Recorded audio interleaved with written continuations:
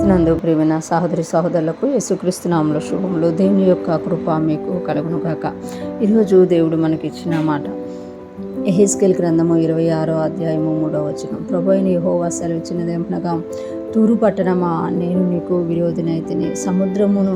సముద్రము దాని తరంగములను పొంగజేయ రీతిగా నేను అనేక జనములను నీ మీదకి రప్పించేదను.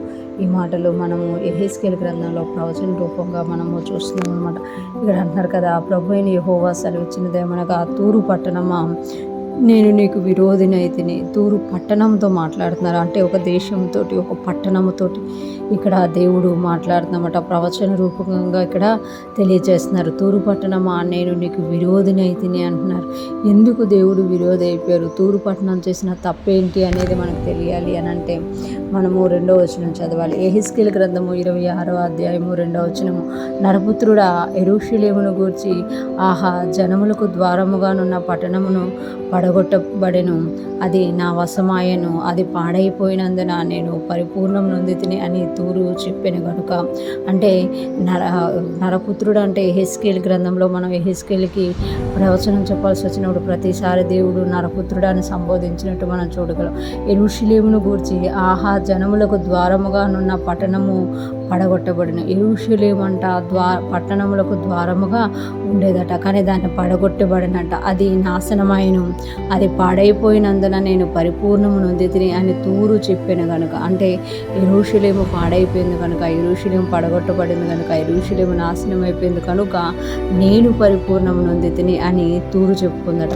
అంటే దేవుని పట్టణము, దేవుని ప్రజలు నివసించే పట్టణము పాడైపోతుంటే, దాని ద్వారములు పడగొట్టబడుతుంటే, అది నాశనం అయిపోతుంటే తూరు పట్టణం సంతోషించి, అది పడిపోవడం వల్ల, దేవుని పట్టణం పడిపోవడం వల్ల నేను పరిపూర్ణం నొందితిని అని చెప్పుకున్నది కనుక ప్రభువైన యెహోవా సెలవిస్తున్నారు ఏంటి అని అంటే, తూరు పట్టణానికి నేను విరోధినైతిని. సముద్రము దాని తరంగములను పొంగజేయ రీతిగా నేను అనేక జనములను నీ మీదకి రప్పించదును. సముద్రము దాని తరంగములను పొంగజేయ రీతిగా అంటే ఒక సూచన చెప్తున్నమాట. సముద్రం ఎలాగైతే దాని తరంగాలను పొంగజేసుకుంటూ ఉంటుందో, అలాగ నేను అనేక జనములను నీ మీదకి రప్పించి నేను నీకు నాశనం చేయబోతున్నాను అని తూరు పట్టణం గురించి ఇక్కడ ప్రవచనం చెప్తున్నట్టు మనం చూడగలమాట. ఈరోజు ఫ్రెష్ మనం వింటున్న ప్రతి ఒక్కరూ జ్ఞాపకం చేసుకోవాలి.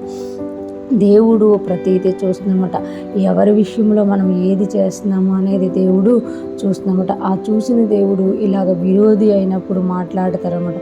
మనము యెరూషలేము పట్టణం యొక్క క్షేమం గురించి ప్రార్థించే వారిగా ఉండాలని దేవుడు కోరుకుంటున్నారు. అదే సమయంలో యెరూషలేమునికి విరోధంగా లేచిన వారి విషయంలో దేవుడు ఒక తీర్పు అనేది బయలుదేరి చేస్తున్నట్టు మనం చూడగలనమాట. ఈ దినాల్లో కూడా యెరూషలేమునికి ఇరాక్కి యుద్ధం జరుగుతుండగా ఆ యుద్ధం విషయంలో కూడా దేవుడు తన తీర్పును బయలుపరచబోతుండే. ఈరోజు ఫ్రెష్ మనం వింటున్న ప్రతి ఒక్కరూ జ్ఞాపకం చేసుకోవాలి.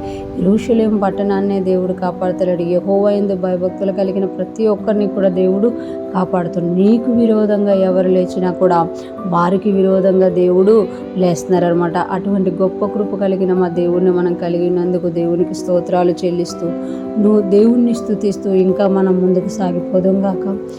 మన విరోధులకు విరోధంగా దేవుడు లేచినప్పుడు మనము దేవునికి జయోత్సాహము చేయదుముగాక. ఆమేన్.